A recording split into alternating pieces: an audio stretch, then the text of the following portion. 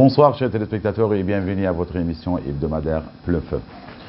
Les travaux du colloque « C'est la culture de la paix et de la modération comme moyen de lutte contre l'extrémisme violent, l'approche mauritanienne ». Ces travaux ont pris fin jeudi à Nouakchott. Les participants à ce colloque ont rendu public des recommandations axées sur la nécessité d'adopter l'expérience mauritanienne comme modèle pour éradiquer le phénomène de l'extrémisme et de la dérive. Des recommandations ont appelé à s'attacher à l'esprit du dialogue en tant que meilleur moyen pour convaincre et pour améliorer les conditions économiques à travers l'emploi des jeunes et la participation de la société civile dans la mise en place des stratégies de lutte contre le terrorisme. Donc pour parler de ce colloque et pour parler de l'extrémisme en général comme phénomène, je reçois pour vous, chers téléspectateurs, M. Aliou Oumarou, qui est spécialiste de la prévention des crises, gestion des conflits en République du Niger. Bonsoir. Bonsoir. Et M. professeur François Burga, politologue, chercheur au CNRS. Bonsoir, Bonsoir. M. Burga. Donc je vais commencer par vous, M. Aliou. En fait, vous avez participé à ce colloque. Il y a eu des recommandations qui, je viens de rappeler, ont appelé à s'attacher à l'esprit du dialogue en tant que meilleur moyen pour convaincre et pour améliorer les conditions économiques à travers l'emploi des jeunes. Vous pensez vraiment que c'est ce qui pose problème aujourd'hui dans nos pays? Écoutez, comme vous le savez très certainement, les questions de dividendes démographiques, d'emploi de jeunes n'épargnent aucun pays au monde, et surtout les pays en voie de développement, et notamment les pays du Sahel qui ont beaucoup de défis à relever à la fois. Il y a des défis alimentaires, des défis sécuritaires, qui viennent s'ajouter, en tout cas, l'extrémisme violent grandissant. Et il se trouve que durant les 2 jours du colloque, tout le monde, à l'unanimité, ont convenu à ce que l'expérience de la Mauritanie sert d'exemple pour les autres pays du Sahel. Malheureusement, la question de l'emploi ne peut pas être gérée dans une situation d'instabilité. Le Sahel est menacé et il faut une réponse collective. Comme aime le dire le chef de l'État du Niger, son Excellence Issoufou Mahamadou, il n'existe pas de risque zéro. Aujourd'hui, la Mauritanie est à l'abri, mais il ne faudrait pas que les autorités et les autorités... Vous croyez que la Mauritanie est à l'abri? C'est ce que je pense. En tout cas, il y a plus de 3 ans qu'il n'y a pas eu d'attentat dans ce pays. Donc on peut dire que Dieu merci pour la Mauritanie et nous prions que ça soit le cas, mais les prières ne suffisent pas. Il faut qu'à côté des prières, qu'ils puissent avoir des moyens, en tout cas conséquents, de sécurité, d'information, de renseignement et surtout de création d'emplois, parce que ceux-là qui sont enrôlés dans les mouvements de djihadistes, dans les mouvements d'extrémistes, ce sont les jeunes, sous prétexte de manque d'emploi, sous prétexte de manque d'opportunités, d'autres sont enrôlés. Mais vous conviendrez aussi avec moi que certaines causes que nous avons en tout cas débattues lors de ce colloque, c'est dû à l'islamophobie. C'est dû à une crise injuste qui s'est perpétuée de l'autre côté de la Palestine, qui crée la frustration dans la communauté musulmane pour la grande partie et qui amène la jeunesse à s'enrôler dans certains mouvements. Donc j'imagine que nos autorités ont compris qu'il faut nécessairement créer de l'emploi à la jeunesse, et pas de l'emploi juste pour des chiffres, mais des emplois permanents et des emplois nobles, comme on nomme le dit, des emplois décents. C'est ce qui va permettre en tout cas... Donc merci. Donc avant en fait, d'entrer un peu dans les solutions surtout, Monsieur Burga, en fait, cette émergence des mouvements extrémistes, elle est due spécialement à quoi? Enfin, je sais que c'est pas évident de répondre à la question parce qu'il va y avoir beaucoup de facteurs, mais... Elle n'est pas nouvelle, hein, vous le savez, donc ça fait un certain temps qu'on réfléchit déjà sur ces questions-là. Moi j'emprunterais comme porte d'entrée une petite provocation que j'avais écrite il y a une dizaine d'années déjà. Ça avait donné lieu à un rebond dans Libération. J'avais dit, l'arme de destruction massive du terrorisme, elle existe.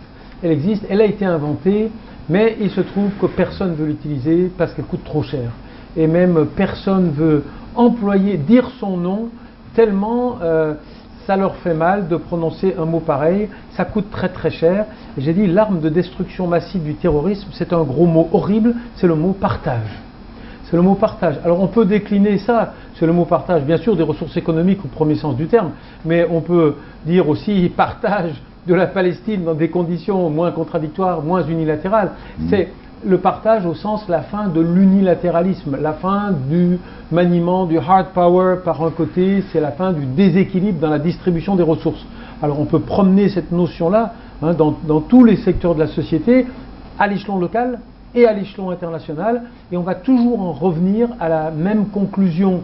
Il y a des débordements de violence politique lorsque les mécanismes institutionnels dont la vocation est de faire qu'on puisse résoudre nos problèmes à l'intérieur de la société, dans l'espace régional, dans l'espace mondial, sur la base de négociation, de dialogue, oui, là le mot il est très très beau, mais on ne peut pas fonder une démarche uniquement sur l'idée qu'il faut qu'on soit tous gentils. On peut être tous gentils si il y a plus que la culture de la gentillesse, il faut qu'il y ait la justice. Il faut qu'il y ait la justice, il faut qu'il y ait le partage des ressources matérielles et symboliques.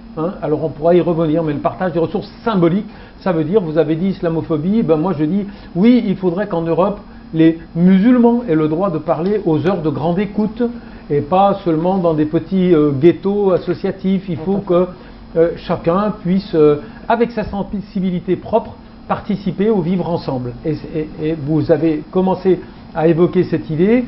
Si le vivre ensemble ne fonctionne pas dans les pays européens, eh bien nous avons ce processus de stigmatisation, de marginalisation, déni de représentation d'une partie de la population. S'il est dénié le droit de travailler, bien sûr, le monsieur qui quitte l'environnement français du jour au lendemain, qui dit « je vais faire partie du camp de l'ennemi », pourquoi il fait ça ? Il va rentrer dans les rangs de Daesh, c'est-à-dire dans un groupe qui est perçu par son groupe national, la France, comme l'ennemi absolu. Ouais. Qu'est-ce que ça veut dire? Il envoie un signal au milieu qu'il quitte, il dit « vous me rejetez, je vous rejette ». Donc il y a le djihadiste, le candidat djihadiste, il ne faut pas tout mélanger, il y en a qui ont des motivations différentes. Mais si on prend l'échelle des motivations, il y en a qui partent, d'abord, ils ne parlent pas au djihad, ils partent faire une hijra. Ils partent simplement émigrer dans un pays où ils estiment qu'ils vont pouvoir... Qui n'a pas été rejeté, qui n'est pas rejeté. Voilà, où ils vont pouvoir vivre leur religion sans contrainte. Il y en a qui partent avec un simple sentiment de solidarité humanitaire, et ça c'est très très banal. Oui. Mais où ça se complique, effectivement, c'est qu'il y a certains jeunes qui partent pour trouver dans le théâtre politique oriental ce que le théâtre politique occidental leur a refusé, et puis après, la situation extrême, il y en a qui partent pour se venger depuis l'Orient de ce qu'il leur a été refusé en Occident.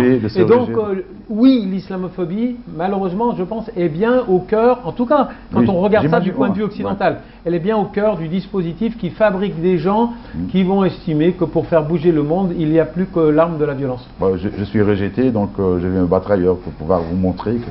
Voilà. En fait, mais bon, vous, au Niger, bon, comme un pays musulman, l'islamophobie n'est quand même pas, tout à fait...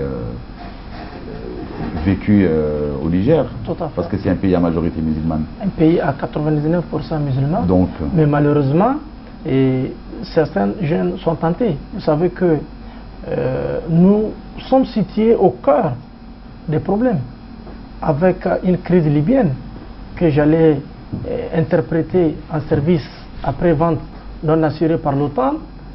Nous avons une crise qui est alimentée de l'autre côté du Nigeria par la secte islamiste Boko Haram, mais aussi par une crise au Mali avec Al-Qaïda.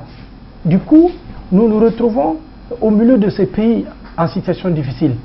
Des jeunes, souvent par manque d'opportunités, sont enrôlés. Nous avons vu par exemple à Difa, l'une des régions de l'est du Niger, qui ont été plus attaquées par cette secte, ou des jeunes qui ont été enrôlés dans cette nébuleuse Boko Haram, revenir à la source, revenir dans leur localité. Il y a l'exemple le plus palpable, c'est ce jeune-là qui a trouvé son père dans la mosquée à 6 h du matin et qui l'a égorgé, après avoir passé quelques mois avec cet islamiste. Donc du coup, on ne peut pas dire que nous sommes à l'abri de l'endoctrinement, même si l'islamophobie n'est pas la source. Je crois qu'il y avait juste un petit problème d'image, donc si vous revenez à la question, quand on parle de l'islamophobie, un Occident qui gagne du terrain, et c'est vrai que quand on est rejeté par une culture, on ne peut pas vivre sa religion comme on veut, on se sent plus ou moins, et ça d'ailleurs c'est juste une explication. comme disait M. François Birga. Donc ça se comprend qu'ils partent ailleurs et qu'ils essaient de vivre leur religion et qu'ils essayent en fait cette société qu'ils ont rejetée, ils vont montrer à la société qu'eux aussi ils peuvent la rejeter à leur façon. Mais dans un pays musulman comme le Niger, comme je vous ai dit tout à l'heure, c'est pas vraiment le cas. C'est un pays à 99% musulman et donc l'islamophobie n'est pas vécue au Niger. Il va bien avoir d'autres causes. Vous savez que nous avons d'abord parlé des problèmes d'emploi qui amènent beaucoup de jeunes à être enrôlés, mais vous savez très bien que le Niger est situé entre des pays à problème, notamment la Libye où les Occidentaux ont imposé une guerre, l'OTAN n'a pas assuré, en tout cas ce service après-vente, après avoir assassiné le président Kadhafi. De l'autre côté du Mali, une guerre qui n'est pas encore finie. Vous avez vu, rien que la semaine dernière, ce qui s'est passé, malgré les accords signés, la crise, elle persiste avec Al-Qaïda. De l'autre côté du Nigeria, c'est le pire. Parce que vous savez que nous partageons près de 1000 km de frontières avec le Nigeria. Donc, toutes ces régions du Niger qui partagent ces frontières avec le Nigeria sont exposées. Nous avons vu l'exemple le plus palpable avec un jeune de la région de Difa qui a été enrôlé dans cette secte, qui est resté 6 mois au Nigeria. Quand il est revenu, le premier acte qu'il a posé dans sa localité, à côté d'une région qu'on appelle Chetimari, c'est de trouver son papa, qui est imam, qui l'a égorgé à 6 h du matin dans la mosquée. Donc vous imaginez combien de fois cette frustration, parce qu'on dit que toute frustration amène à la révolte, amène à agir. Donc il faut nécessairement mettre en place des dispositifs pour contenir cette jeunesse et leur permettre d'avoir accès à la vraie information, à de la bonne information. Parce que lorsque les jeunes ne sont pas bien informés, eh bien, les premiers qui tombent sur eux, qui leur donnent certains moyens, qui leur donnent accès à la drogue, parce que j'imagine que sans être sous l'effet de certains stupéfiants, je me demande comment on peut poser certaines atrocités. Donc, au-delà de ce que nous voyons en Occident, on n'est pas à l'abri et on ne peut pas se dire, puisque au Niger nous sommes à l'abri, nous devons croiser les bras. Il faut nécessairement que ce combat soit un combat d'ensemble et c'est là où je félicite, si vous le permettez, la création du groupe G5. Bien sûr, bien sûr. La création du groupe G5 où les États du Sahel, notamment la Mauritanie, qui porte un leadership incontesté, puisque le secrétariat permanent même de ce G5 des pays du Sahel, notamment la Mauritanie, le Mali, le Burkina Faso, le Niger et le Tchad, ont réfléchi et mettre en place ces dispositifs pour sécuriser leurs frontières. Parce que c'est de ça aussi qu'il s'agit. Souvent, il y a les menaces intérieures, mais ajouter à toutes ces menaces extérieures, il faudrait bien y réfléchir. Monsieur François Birga, donc en fait, si on fait un peu la genèse de l'extrémisme, il y a certainement des temporalités distinctes. Au début, qu'est-ce qui s'est passé au début en fait?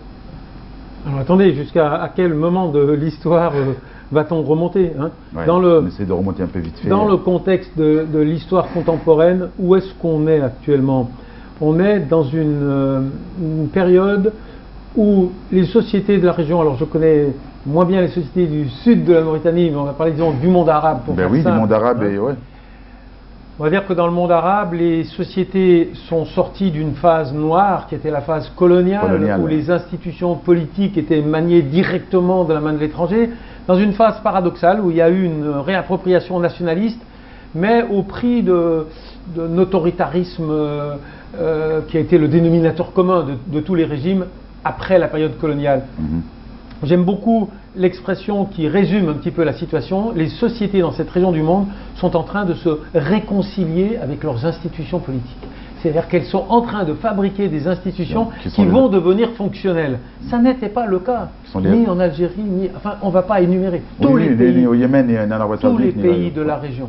Ce processus d'ouverture politique, d'accès, on ne va pas dire des gros mots, mais de développement de la démocratie ou d'élections libres, on voit bien qu'il avance, mais il faut se sortir de l'idée qu'on est dans une temporalité courte et que tout ça va être réglé en 2-3 ans. Alors il y a des expériences, le printemps arabe, pour arriver à ce moment-là, qui a donné le signal d'une espèce d'accélération dans la remise en cause des régimes autoritaires et la recherche de solutions plus consensuelles, il a donné, je dirais, deux directions extrêmes. On peut passer par Tunis ou par Mossoul. Je ne veux pas béatifier l'expérience tunisienne. Arabe, mais elle est la meilleure, plus ou moins. L'expérience tunisienne a montré que même si des acteurs politiques qui se réclament de l'islam participent au pouvoir, on peut avoir un fonctionnement relativement harmonieux. Et puis, il y a, au lieu du passage par le centre, j'aime beaucoup citer cette remarque de Monsef Marzouki. Il avait dit le monde arabe sera géré par des laïcs modérés et des islamistes modérés. Sinon ce sont les extrêmes qui viendront. Bien à Mossoul on passe par les extrêmes. À Mossoul on passe par la rupture. Alors il faudrait voir le degré d'échec du politique en Irak et en Syrie qui a amené sur la scène des individus qui ne croient plus qu'à la violence absolue pour faire avancer le schmilblick de la modernisation politique. Il faudrait donc avoir le temps d'examiner la crise syrienne. Pourquoi s'est-elle dégradée à ce point? La crise irakienne, on ne l'a pas vue se dégrader, mais les Américains ont laissé sur place un système politique qui n'a jamais été perçu comme crédible par les sunnites, qui se sont immédiatement sentis exclus d'un régime qui était considéré comme confessionnel et aux mains des chiites, etc. Donc l'échec absolu de l'expérience de transformation en Syrie et en Irak a débordé et a commencé à attirer ce que j'ai appelé les djihadistes sans frontières, c'est-à-dire les gens de 75 ou 80 nations du monde qui s'estiment jusqu'à un certain point. Les qualifier comme tels, ce n'est pas leur donner raison, mais ils s'estiment les laissés pour compte du système politique. Ils s'estiment qu'ils ne sont pas suffisamment reconnus. Alors, il y a actuellement cette espèce de mirage je dis le Sunniland ou le Sunnistan, mais il ne faut pas que c'est une connotation péjorative. Un endroit du monde où les sunnites se disent il n'y a plus d'interférence ni avec l'Occident, ni, alors c'est un problème annexe, mais il faut bien l'évoquer, ni avec cette partie du monde musulman avec laquelle on est en sensation, qui s'appelle les chiites. Donc il y a actuellement ce mythe d'un Sunnistan libre de toute interférence occidentale et chiite, et les sunnites du monde entier. Je faisais parfois un clin d'œil à un site américain qui s'appelait The Angry Arab, et moi je dis c'est The Angry Sunnis. Les sunnites en colère du monde entier regardent cette expérience comme peut-être quelque chose qui ressemblerait à ce qui s'est passé en Iran en 1979, c'est-à-dire un acteur étatique qui émerge sur la scène mondiale et qui regarde l'Occident dans les yeux et qui lui dit, tu vois, c'est fini, maintenant tu n'as plus aucune prise sur nous. Et c'est ça qui est en train de se passer. Malheureusement, ça passe par les extrêmes. Donc en fait, professeur, si on revient un petit peu au printemps arabe, il y a quand même des théories qui parlent du complot, il y en a qui parlent d'élan populaire. En fait, moi je suis dans le clan de l'élan populaire. Vous croyez que c'est un élan populaire? Moi je ne souscris absolument pas. Il faut dire que j'ai vécu la naissance de la crise syrienne. Je vivais en Syrie jusqu'en 2012. C'est le point de vue le plus répandu. Je ne cautionne pas l'idée du complot. Je ne cautionne pas l'idée d'une révolution qui aurait été fabriquée par le Qatar et l'Arabie Saoudite. Déjà, je rappelle les observateurs aux données factuelles. L'Arabie Saoudite et le Qatar ont mis très longtemps à s'investir dans la crise syrienne. Mais les gauches, les républiques de gauche les militants de gauche dans toute l'Europe sont restés silencieux aussi. Ont une posture très simple. Ils disent l'opposition syrienne, elle est soutenue par l'émir du Qatar, le roi d'Arabie Saoudite, le président François Hollande, le premier ministre britannique. Ça ne peut pas être des gens bien. Et Bernard-Henri Lévy en plus. Ça ne peut pas être des gens bien puisqu'ils sont soutenus par des personnalités politiques que nous considérons comme illégitimes. Et c'est très grave, c'est une terrible erreur d'analyse. Ce n'est pas parce que des forces politiques légitimes qui sont inscrites dans un moment de mobilisation politique populaires légitimes font l'objet de tentatives d'instrumentalisation par tous les vieux corbeaux de la politique internationale qu'ils deviennent illégitimes. Ce n'est pas parce que les Occidentaux, après avoir reçu une gifle en Tunisie, puis une gifle en Égypte, se sont dit « Oh, on va changer notre fusil d'épaule, on va soutenir ces révolutions ». Alors, ils ont donné le baiser de la mort à la révolution syrienne, on dit « On va la soutenir ». Ils ne l'ont pas véritablement soutenue. Oui, mais ils n'ont pas non plus combattu, ils n'ont pas Bachar el-Assad, mais ils l'ont discrédité aux yeux de toute la militance de gauche. Et c'est le paradoxe dans lequel s'est trouvé la Syrie. On soutient la Palestine, enfin disons les militants de gauche et les militants arabes. Il n'y a pas de mais de gauche internationale, quand je parle de gauche, je parle internationale. Oui. Veulent bien défendre la Palestine, mais l'opposition syrienne, elle est suspecte d'avoir des amis infréquentables.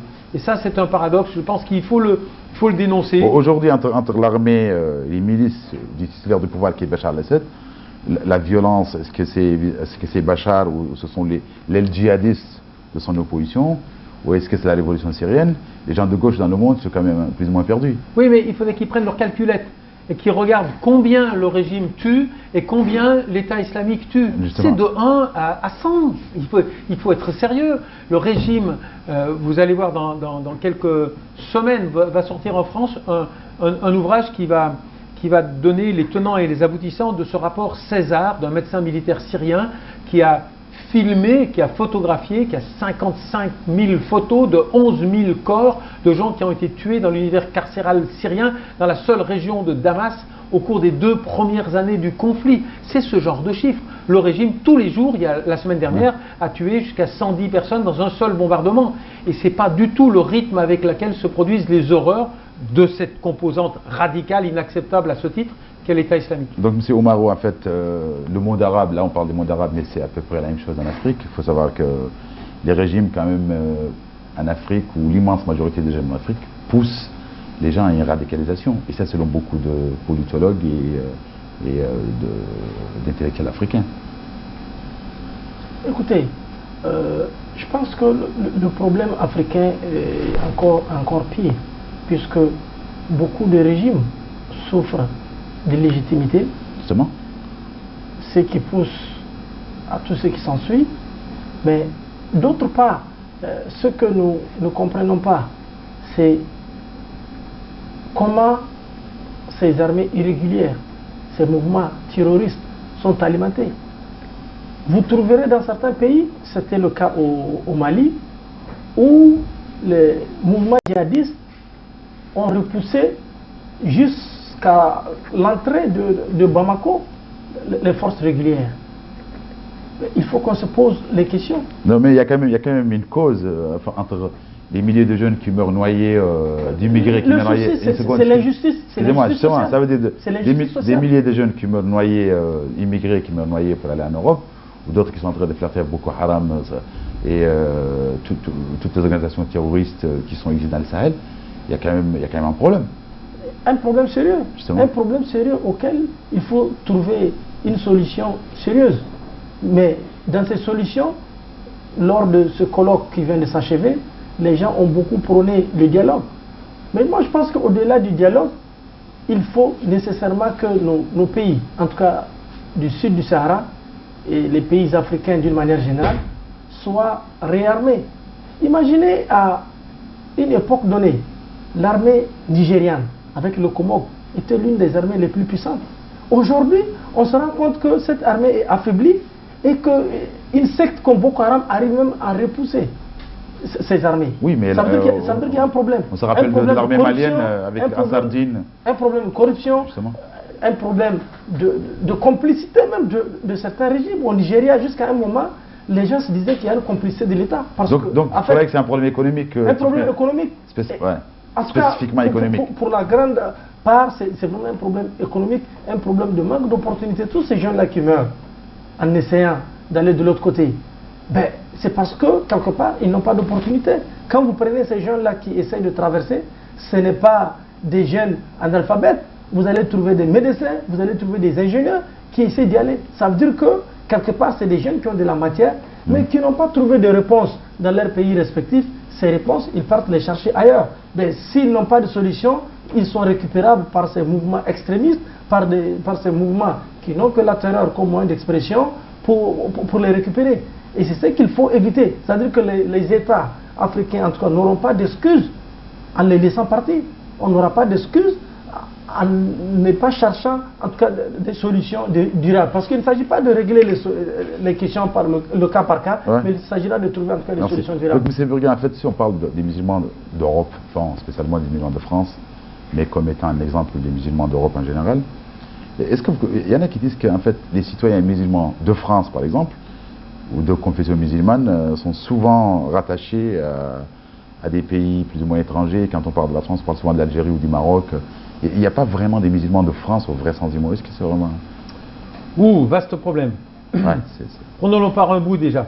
Les gouvernements du Maghreb ont toujours essayé de garder le contrôle politique de leurs expatriés en France. Association, Alors ça a donné ces complications terribles de la gestion des cultes.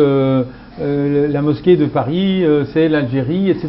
Ouais. Les Turcs, les Marocains ont toujours essayé de garder leur capital d'influence politique. Alors ça, c'est une dimension du problème. C'est pas la pire, c'est pas la plus grave. La plus grave, je pense, c'est la difficulté intrinsèque que nous avons à accepter l'autre avec sa différence. Et il se trouve que le musulman a l'impertinence absolue de ne pas être totalement irreligieux dans une société qu'il est un peu devenue. Qui est plus ou moins laïque. Alors, bon, déjà, c'est pas terrible. Quelqu'un, à l'heure de l'apéritif, il ne veut pas boire un pastis, il veut faire la prière. Et le pire, c'est que sa religion, c'est même pas notre religion, c'est la religion de l'autre. Donc il y a toute une série, en écho du choc colonial, nous on construisait des cathédrales chez l'autre et l'autre vient construire des mosquées chez nous. Il y a toute une conjoncture historique qui nourrit cette tension et qui a amené un processus extrêmement pervers que pour un Français de base, un bon musulman, c'est un musulman qui n'est plus musulman. On aime bien un bon musulman, quoi. Un bon musulman, c'est quelqu'un qui vient boire le pastis à l'heure de la prière.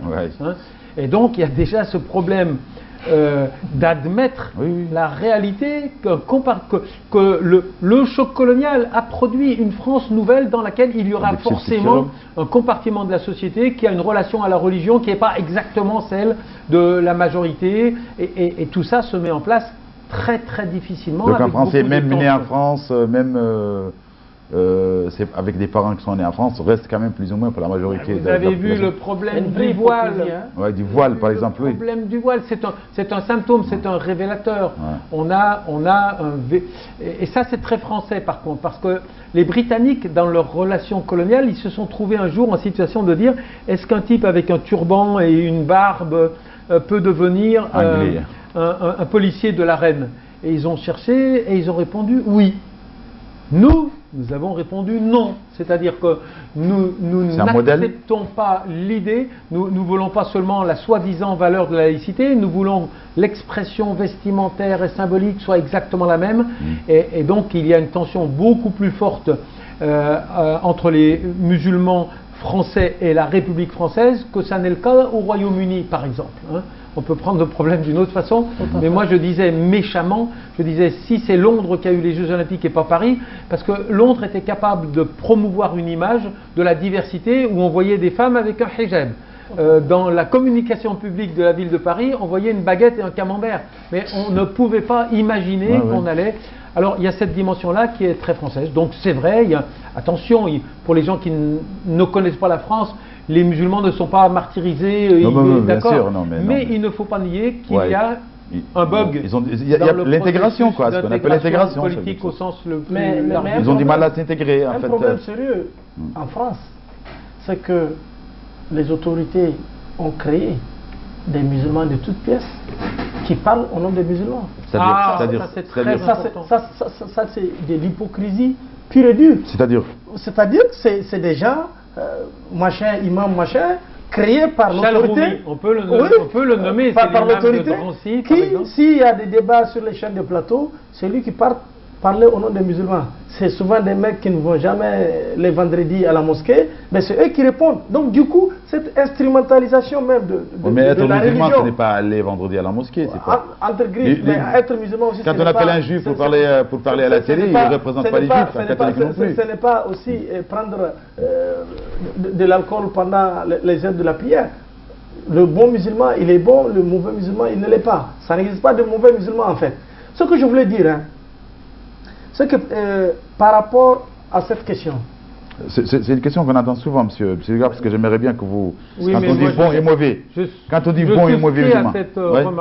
Bon, on y reviendra. La réalité, elle est là. Moi, je ne conçois même pas cette laïcité à la française, cette laïcité contrôlée. Je vous donne l'exemple chez moi au Niger. Même si la communauté musulmane représente 99%, mais il y a une vraie laïcité, où vous allez trouver une grande mosquée qui fait face à une église, mais on n'a jamais eu de problème de cohabitation. Mais maintenant... il y a eu des caricatures en France, on a brûlé les maisons des chrétiens au Niger. Ça, il y a des choses qui se sont passées, il y a des non-dits, il y a beaucoup de non-dits, parce que quand vous prenez une famille au Niger, vous allez trouver dans la famille des gens qui sont chrétiens, et d'autres qui sont musulmans. Donc, il y a eu des choses qui se sont passées, Dieu merci, c'est revenu à la normale. Ça arrive un peu partout dans le monde. C'est des choses qu'on ne souhaite plus. Maintenant, mais on ne peut pas vraiment dire que la société du Niger est une société laïque. Quand un catholique français caricature le prophète Mohammed et que des catholiques au Niger... Ça c'est de l'insulte. Dans tous les cas, pour moi, musulman, je trouve que caricaturer le prophète Mohammed sallallahu alayhi wa sallam, c'est de la provocation. Oui, mais c'est pas une raison de brûler la case d'un catholique au Niger. Tout dépendra du niveau. J'avais parlé de cette question d'information fiable à la base. Ceux qui n'ont pas une information fiable, ils sont facilement enrôlables. Le jour où il y a eu ces émeutes au Niger, le même jour, nous on est sortis pour faire une déclaration pour dire à la jeunesse, bien sûr, mais vous arrêtez. Tout le monde n'est pas comme ça, heureusement, c'est malheureux. Mais maintenant que cette laïcité hypocrite à la française, je pense qu'à un moment il faut que ça s'arrête. Il faut que ça s'arrête pour amener une vraie cohésion sociale entre donc en fait, professeur, quand vous entendez bons et mauvais musulmans, souvent des musulmans vous sortent en fait ceux-là qui ont fait tel ou tel acte ne sont pas des bons musulmans. En tant qu'occidental intéressé par l'islam et par cette belle religion, je me garde bien de m'attribuer le rôle d'un moufti. Je ne dis pas la norme, je ne dis pas bon islam, mauvais islam, jamais. Je constate qu'une majorité de musulmans se sent à l'aise avec tel ou tel comportement et se sent choqué ou répugné par tel autre comportement. Et je constate que, et c'est malheureusement une tradition coloniale chez les Français, que la façon de mettre en œuvre la domination d'une composante de la nation, elle est double. D'abord, il y a la violence pure. Tais-toi. Le musulman n'a pas la parole aux heures de grande écoute au même titre que d'autres segments de la communauté nationale. On pourrait développer. Mais ce n'est pas le pire. Le pire, c'est lorsque le musulman, il voit quelqu'un qui est perçu, dit comme musulman, parler à sa place et dire des choses qui... Alors je ne dis pas qu'il est bon musulman ou mauvais musulman, il dit des choses qui le choquent. Il cautionne le discours de domination. L'imam de Drancy, on l'envoie en Israël pour dire « Mon Dieu, comme vous avez bien raison de vous défendre quand on vous attaque ». Et la matrice, pas seulement des musulmans, des hommes honnêtes et honnêtement documentés, n'acceptent pas. Et c'est donc une violence tout à fait spécifique à la société française de fabriquer de fausses élites pour faire dire à la composante de la société que l'on veut marginaliser politiquement le discours d'acceptation de sa domination. Et ça, c'est un mécanisme très français. Moi, je le mets au cœur du dispositif. Je dis en plaisantant, vous pouvez googler l'imam Chalroumi, imam de Drancy. Vous allez voir sur YouTube. Oui, je vois très bien. Eh bien, je dis de façon très très provocatrice, je dis 2 minutes de Chalroumi aux 20h, 50 djihadistes. C'est ça le mécanisme de stigmatisation, on ridiculise, on humilie, et au bout de la chaîne, on a des gens qui disent « Bon, vous ne comprenez qu'un seul langage, celui de la violence, je n'ai pas les moyens de vous opposer cette violence, je vais aller m'enrôler dans ceux que vous considérez comme vos pires ennemis, voilà tout ce que vous méritez. » Et c'est ça le mécanisme, et c'est ce mécanisme-là qu'il faut déconstruire, et donc très souvent sur les plateaux de télévision qui adorent parler des djihadistes et d'analyser, c'est eux qui fabriquent les djihadistes. Ça c'est une question extrêmement intéressante, on va y revenir d'ailleurs. Donc en fait, la presse africaine dans votre pays, le Niger, quel est le rôle qu'elle a joué par rapport à cet extrémisme qui gagne du terrain dans nos pays malheureusement? Malheureusement, la presse a peu joué. En dehors de ces débats sur nos chaînes de télévision, la presse a peu joué. Quand je vois sur les médias occidentaux, qui ont chaque fois des représentants, des reporters sur le terrain, même dans nos propres pays, je me dis que nos médias doivent être interpellés. J'ai suivi la crise au Burundi, ben, toutes les images que je vois viennent de l'autre côté. Ça veut dire qu'il y a un problème. Ils ne vont pas nous faire les traitements comme on les entend. Donc du coup, nos médias ont l'obligation, en tout cas ont l'obligation de se mettre davantage au travail et de ne pas arrêter leur boulot seulement sur les travaux au plateau et d'attendre les images de leurs confrères. Parce que leurs confrères, ils mettent les moyens pour la recherche de l'information à un coût. Mais si on veut donner des informations de qualité, il faudrait bien qu'on parte sur le terrain. Malheureusement, ce n'est pas le cas, que ce soit au Niger et dans les autres pays africains. Je pense que beaucoup reste à faire. Quand je vois une chaîne qui s'appelle Africa 24, pour les Africains, par les Africains, ça me fait rigoler. Quand je vois que cette chaîne diffuse depuis la France. Mais c'est pas grave. Non, mais si, c'est grave.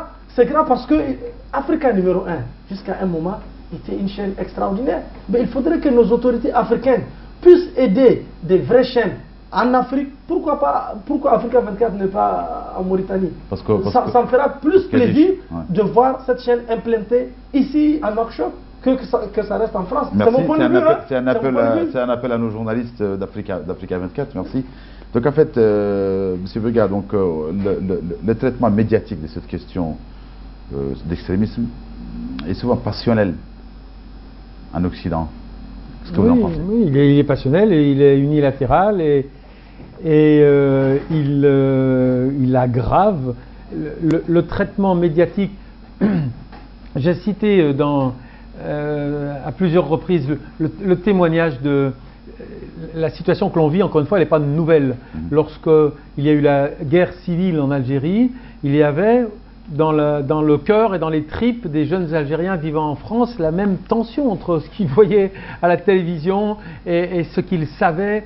Et j'aime beaucoup citer ces jeunes qui m'avaient dit, vous savez, Monsieur Burga, quand la télévision française parle de la Palestine ou de l'islam ou de l'Algérie, on est obligé de zapper. Eh bien, vous savez, Monsieur Burga, on a mal aux doigts à force de zapper. C'est tout, c'est ça, tout est dit. Tout est dit. Lorsque des citoyens ne peuvent pas se reconnaître dans l'image qui est projetée de situations avec lesquelles ils ont une relation empathique, émotionnelle, affective, et qu'ils se sentent humiliés, rejetés, caricaturés, eh bien, la machine à produire de la radicalisation est enclenchée. Et au bout d'un certain temps, la machine à fabriquer des poseurs de bombes fabrique des individus qui sont capables de basculer dans la logique de rupture.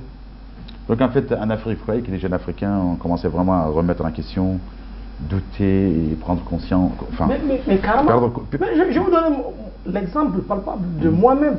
Avant de venir, c'est la première fois que je vais en Mauritanie. Mais l'image que j'avais de la Mauritanie, mais c'est pas ce que je vis. Parce que pour moi, voilà quoi, il y a une barrière qu'il ne faut pas franchir, il y a des jeunes dynamiques avec lesquels il ne faut pas causer parce qu'elles sont bien voilées, mais c'est pas ce que je vis. Il y a vraiment une tolérance religieuse dans ce pays. Mais du Niger, ce que les médias occidentaux me font avaler, ce n'est pas du tout le cas. L'autre chose que je voulais dire par rapport au rôle des médias, c'est que dans nos pays, surtout les pays à forte communauté musulmane, il y a souvent une liberté d'expression exagérée de nos ulémas. Parce que souvent, ils sont sur les antennes, mais c'est eux qui véhiculent certains messages qui ne vont pas dans le sens. Ça veut dire quoi, la liberté exagérée? Qu'est-ce que vous voulez? La liberté, je veux dire, ils sont sur les médias, mais on fait passer tout ce qu'ils disent.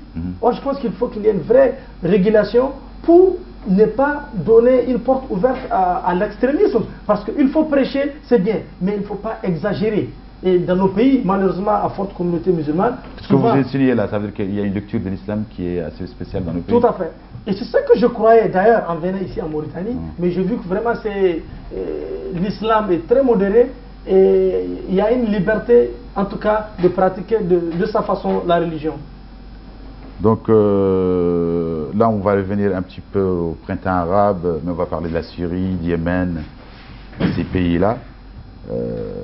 En fait, tout à l'heure, on disait que le point de vue le plus répandu, c'est que c'était un élan populaire. Et pourquoi ça s'est arrêté? Qu'est-ce qui s'est passé en Égypte, par exemple, pour vous? Alors, peut-être un mot sur la Syrie, parce que la Syrie, bien sûr, c'est très compliqué, mais moi j'ai une explication tout de même relativement simple. Ce qui a tué la crise syrienne, c'est ça.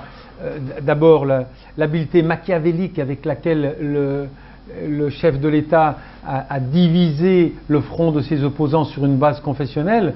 Je l'ai dit hier dans l'enceinte du colloque, les dominés ont un réflexe de solidarité entre eux, ils savent que l'union fait la force. Ceux qui cherchent à diviser les gens sur des bases ethniques et confessionnelles, c'est les dominants, pour diviser le front de leurs opposants.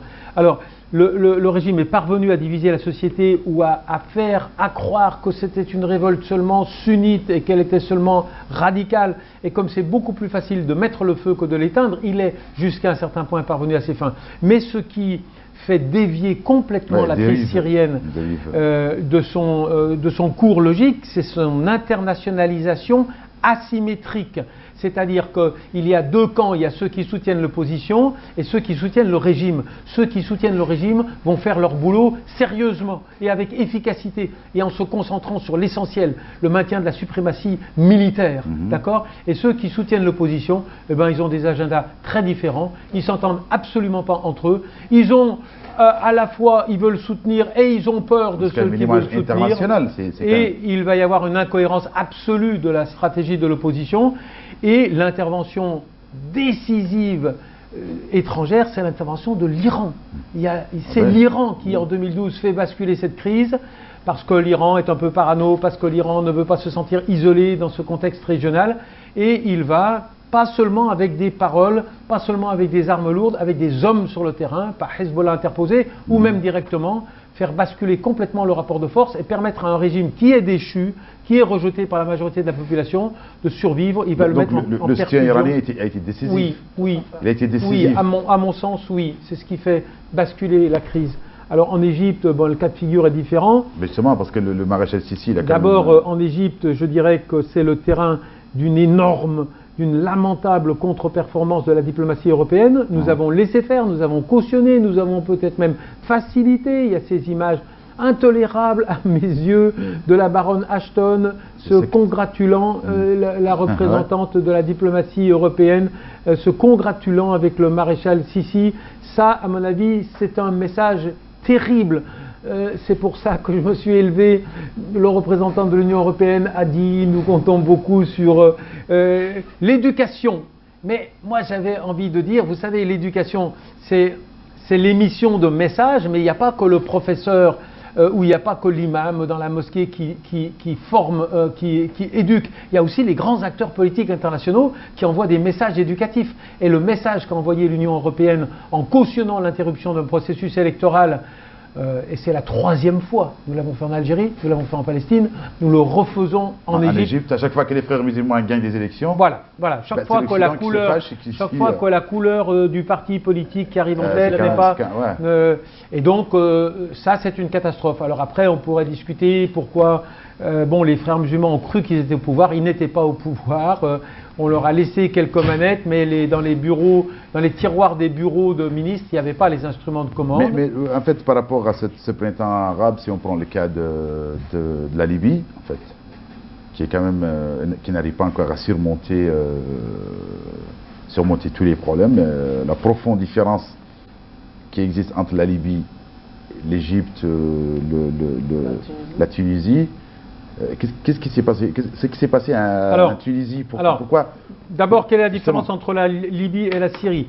En Syrie, si vous fracturez le lien national, ce qui retient les gens ensemble d'être syriens, vous trouvez immédiatement des liens alternatifs qui sont à la fois ethniques et religieux. Si je ne suis plus syrien, je peux être pas forcément chiite ou sunnite ou chrétien, je peux être kurde. Souvenons-nous qu'il y a ce qui n'existe presque pas au Maghreb. On peut bien dire, bien sûr, la corde berbère par rapport à la corde arabe. Mais disons qu'en Syrie, il y avait cette mosaïque de communautés qui pouvait à tout moment être instrumentalisée de l'intérieur ou de l'extérieur. En Libye, qu'est-ce qui s'est passé?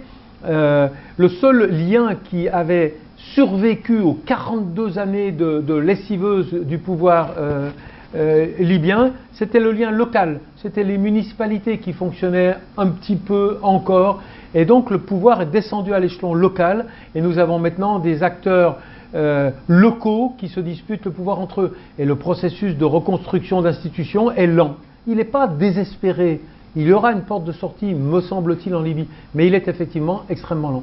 Donc l'héritage, en fait, nous en tant qu'Africains, si on parle de l'héritage de Kadhafi, de Bourguiba, de Sadat ou de Nasser, en fait, parce que Sissi, il se croit quand même un autre Sadat, l'héritier de Nasser ou de Sadat, et Kadhafi, personne n'a héritier. Il est où le problème? Ben, si, nous on a hérité de tous ces problèmes. Mais personne ne revendique son héritage politique. On a hérité de tous ces problèmes, malgré tout ce qu'il a fait pour l'Union africaine, malgré tout ce qu'il a fait aux États africains individuellement. Mais aujourd'hui, les gens ils se taisent, aujourd'hui, les gens ne voient que le côté négatif. C'est vrai que nous, qui partageons des frontières avec la Libye, payons aujourd'hui le prix. Après la chute de Kadhafi, vous avez vu comment le président ATT avait reçu ces djihadistes qui sont rentrés de la Libye. Ils ont payé le prix, après. Chez nous, heureusement que le chef de l'État, ayant compris très tôt qu'il n'existe pas de risque zéro et qu'il fallait sécuriser nos frontières, il l'a bien fait, mais malgré tout, aujourd'hui, l'instabilité, elle persiste dans le Sahel. Elle persiste tout simplement parce que l'OTAN ne s'attendait pas à une continuité de cette crise. Malheureusement, c'est ce que nous vivons, et je pense qu'il est grand temps que des voix africaines s'élèvent. Malheureusement, ce n'est pas le cas. C'est souvent des chercheurs français, des chercheurs occidentaux comme le professeur qui est sur ce plateau, qui dénoncent. Mais les voix africaines n'arrivent vraiment pas à se différencier des autres. Ils disent rien, l'Union africaine, rien du tout avec tout ce que ce bonhomme a fait pour le continent africain. Mais je pense qu'il y a une jeunesse qui est en train de se réveiller. Il y a une mentalité, une révolution de conscience, en tout cas de la jeunesse africaine, qui va nous amener en tout cas à faire une rupture vis-à-vis de l'OTAN, vis-à-vis de l'Occident. Donc, M. Burga, en fait, il ne reste plus que 5 minutes. Est-ce que vous croyez en fait qu'il y a des programmes de lutte contre l'extrémisme efficaces? Juste rebondir sur ce qui a été dit, qu'il y a des jeunes qui, c'est une banalité de dire, il y a des jeunes qui vont faire mieux que les prédécesseurs. Mais ce matin, je dois dire que dans le panel où était mon collègue présent sur le plateau, Aliou, j'ai été frappé de la qualité de certaines interventions. Alors, je ne veux pas tomber dans la mode qui salue la poussée des acteurs féminins, mais il y avait quelques jeunes filles dans ce panel qui étaient d'une efficacité, d'une lucidité assez étonnante. Donc, moi je suis fondamentalement optimiste. Les sociétés de la région vont sortir, ça prend du temps. Il faut rappeler l'échelle, la temporalité. Les comparaisons ne valent pas toujours raison, mais quand la France change de système politique et met fin à la monarchie, on met presque un siècle avant d'entrer dans la stabilité politique. Je ne pense pas que ça sera si long. Je pense que nous sommes entrés dans une période où, je reprends cette expression, les sociétés de la région qui en ont les moyens sont en train de se réconcilier avec leurs institutions politiques. Et je me fais plus de soucis pour nos institutions de l'autre côté, avec la poussée de certains extrémismes qui pourraient remettre en cause nos acquis essentiels. Donc en fait, des programmes de lutte contre l'extrémisme, ça n'existe pas. Des programmes efficaces, on dit voilà... Non, il faut savoir que l'extrémisme est le reflet d'un dysfonctionnement global. Donc il faut restaurer la fonctionnalité du système et les bugs, les grincements. Il faut huiler les rouages, et moi j'en reviens à l'idée que j'ai énoncée au début. Il faut une meilleure capacité de représentation de toutes les composantes de la société à l'échelon local, à l'échelon régional. Il faut que le conflit israélo-arabe soit réglé autrement que par le triomphe arrogant du hard power israélien, soutenu aveuglément par les Américains et les Européens. Et à l'échelon mondial, eh bien, donc le prix est extrêmement élevé. Pour que le terrorisme disparaisse, il faut que le monde fonctionne mieux. Donc pour vous, en fait, M. Oumarou, dans nos pays africains, il y a l'exemple du Niger et de la Mauritanie, vous pensez qu'on peut ériger un modèle de lutte idéologique contre l'extrémisme? Oui, moi je suis vraiment confiant du fait que, en tout cas, les futurs dirigeants de l'Afrique seront ceux-là qui n'ont pas vécu la colonisation. Parce que jusqu'à là, c'est toujours cette génération qui a vécu, en tout cas, les périodes coloniales. Donc il y a un début de rupture. Ça, c'est d'une part. D'autre part, les différentes stratégies, parce que le G5 du Sahel, ce n'est pas une stratégie imposée par l'Occident. C'est ces 5 pays-là qui ont réfléchi Et ils se sont dit il faut rapidement qu'on mette en place ce dispositif qui va lutter efficacement contre l'extrémisme violent, contre le terrorisme sous toutes ses formes. Mais à côté de la lutte, c'est d'autres programmes, notamment comment assurer l'autosuffisance alimentaire, puisque dans nos pays, la sécheresse ne doit plus, en tout cas, être synonyme de famine. Ça va être une guerre, et en tout cas une arme de réduction massive, en tout cas, de l'extrémisme et une éducation de qualité.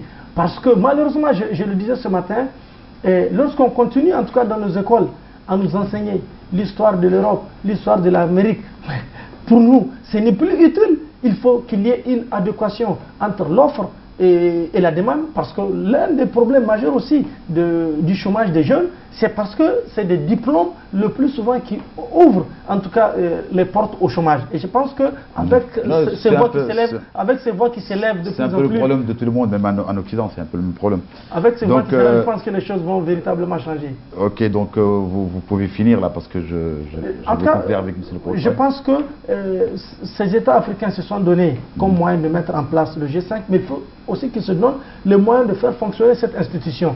À côté, qu'il y ait une éducation de qualité et qu'il ne perçoive plus la jeunesse comme une menace, mais la jeunesse doit être perçue comme une opportunité. Aujourd'hui, l'Europe, c'est un continent vieillissant qui aura forcément besoin d'une main-d'œuvre du Sud, mais nous aussi, il faudrait que nous créions les conditions pour retenir cette main-d'œuvre, parce que nous avons toutes les ressources naturelles inimaginables qui vont nous permettre en tout cas de faire décoller le développement de notre continent. Donc, M. Wegah, vous pensez que les chercheurs aujourd'hui, les experts en fait, qui travaillent sur les moyens de lutte contre l'extrémisme et tout, ils sont arrivés à déterminer les raisons, les vraies raisons? Oui, je pense qu'il y a une connaissance intellectuelle, rationnelle du problème auquel nous sommes confrontés. C'est la décision politique qui doit suivre après. Permettez-moi juste de prendre un ultime exemple pour qu'on comprenne bien ce que je veux dire. Imaginons que dans le conflit israélo-arabe, et ça se produit très souvent, on dit « Oh, on va amener des petits-enfants palestiniens et puis des petits-enfants israéliens et on va les faire chanter ensemble pour instaurer la culture de la paix. » On voit ça tout le temps à la télévision. Oui, bien sûr. Et vous ne voyez pas la limite de ce procédé? Vous n'avez pas envie de dire « Vous savez, vous pouvez les faire chanter longtemps si vous ne résolvez pas la matrice de la radicalisation qui est l'occupation militaire, vous pouvez faire des chansons entre enfants pendant longtemps. Ouais, donc, cinéma, théâtre, vous pouvez faire ce que vous voulez. Ce sont là les limites de l'approche culturaliste du phénomène. Si vous ne résolvez pas la matrice politique des problèmes... Neutraliser quoi, neutraliser la source. Voilà. Et donc, cette prise de conscience n'est pas toujours complète parmi les grands acteurs politiques qui sont naturellement impliqués des deux côtés de la barrière du terrorisme. Merci pour vous, chers spectateurs. Je rappelle, je remercie pour votre M. François Berga, qui est politologue et chercheur au CNRS, et M. Aliou Marou, qui est spécialiste de la prévention des crises et gestion des conflits au Niger. Merci à tous les deux d'avoir accepté notre invitation. Merci à vous.